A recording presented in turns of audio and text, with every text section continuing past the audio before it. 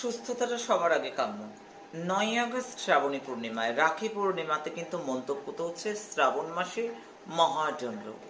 এই মহাডমরু যেমন constipation clear করে, মহাডমরু আইবিএস থেকে ভালো রাখে, মহাডমরু শরীরের নানা প্রকার উপকারী। শুধু তাই নয়, অতিরিক্ত ওজন কমাতে যেমন মহাডমরুর ভূমিকা, তার সাথে সাথে বলবো ক্যান্সার প্রতিরোধক।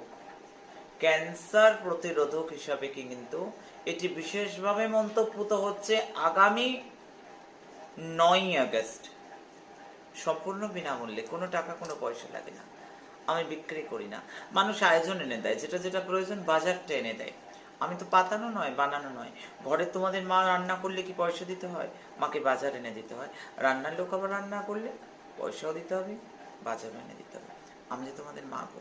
৯ই আগস্ট প্রত্যেকে, ৯ই আগস্ট থেকে টানা প্রত্যেকে খাও। বিশেষভাবে যেহেতু শ্রাবণী পূর্ণিমা, এটা মন্তব্য তো হচ্ছে শুধু তোমাদের জন্য। তোমরা ভালো থাকো।